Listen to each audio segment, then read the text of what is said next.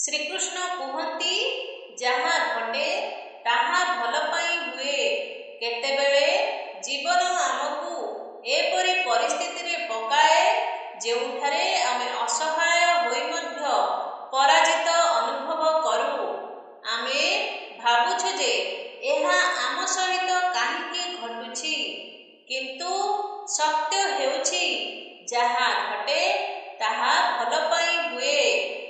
ଯଦି ସ୍ୱପ୍ନ ଭାଙ୍ଗିଯାଏ ତେବେ ବୁଝନ୍ତୁ ଯେ ଏକ ନୂତନ ସ୍ୱପ୍ନକୁ ପାଳନ କରିବାର ସମୟ ଆସିଛି। ଯଦି ସମ୍ପର୍କ ଭାଙ୍ଗିଯାଏ ତେବେ ବୁଝନ୍ତୁ ଯେ ଏକ ନୂତନ ଏବଂ ସତ୍ୟ ସମ୍ପର୍କ ସୃଷ୍ଟି ହେଉଛି। ଯଦି ତୁମ ହାତରୁ ସୁଯୋଗ ଖସିଯାଏ ତେବେ ଏହା ଏକ ସଂକେତ ଯେ ଆହୁରି ଭଲ ସୁଯୋଗ ତୁମ ପାଇଁ ଅପେକ୍ଷା କରିଛି।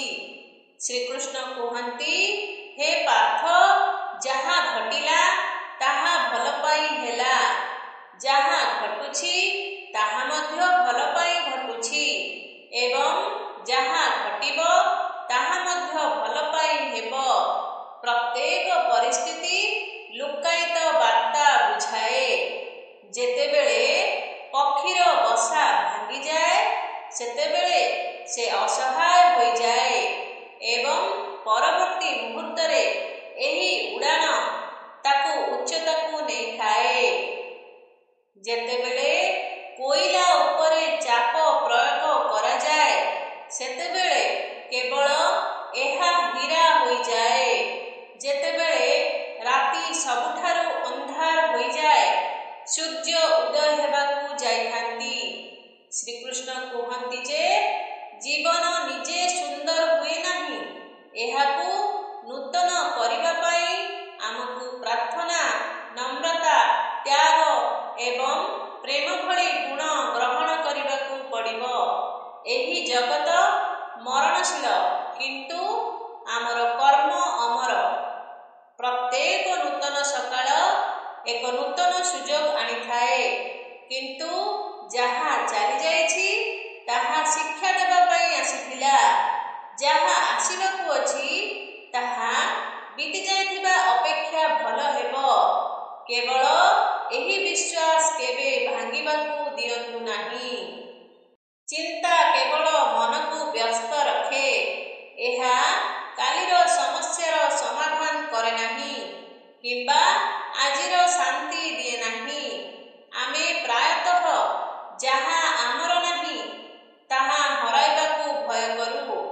ଯାହା ପ୍ରକୃତରେ ଆମର ତାହା କେବେ ଆମକୁ ଛାଡ଼ିବ ନାହିଁ ଏବଂ ଯାହା ଆମର ନୁହେଁ ତାହା ଲକ୍ଷେ ପ୍ରୟାସ ପରେ ମଧ୍ୟ ଆମ ସହିତ ରହିବ ନାହିଁ।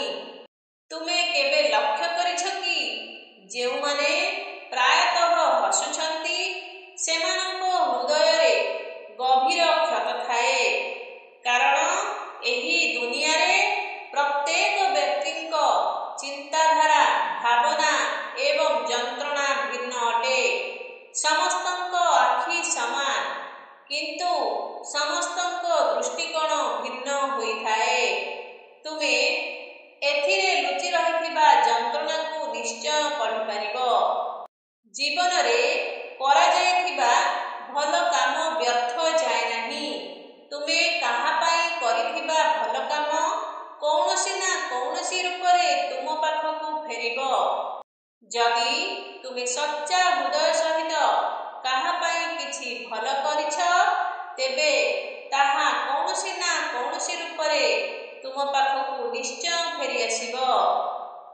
ପୂର୍ବରୁ ଲୋକମାନେ ଭାବପ୍ରବଣ ଥିଲେ, ତେଣୁ ସେମାନେ ସମ୍ପର୍କ ବଜାୟ ରଖିଥିଲେ।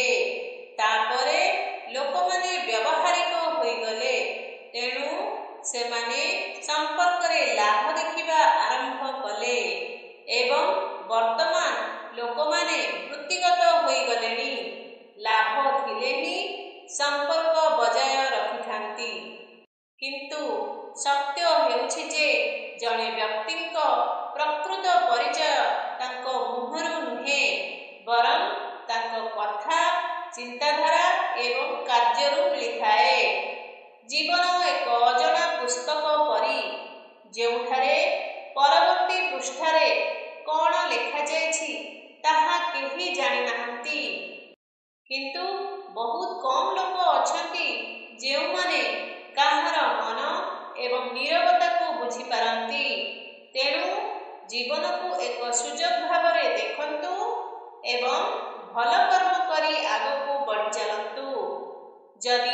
ଏହି ଭିଡ଼ିଓଟି ଆପଣମାନଙ୍କୁ ଭଲ ଲାଗିଥାଏ ଭିଡ଼ିଓଟିକୁ ଲାଇକ୍ କରି ଚ୍ୟାନେଲକୁ ସବସ୍କ୍ରାଇବ୍ କରନ୍ତୁ ଏବଂ କମେଣ୍ଟରେ ଜୟ ଶ୍ରୀକୃଷ୍ଣ ଲେଖନ୍ତୁ।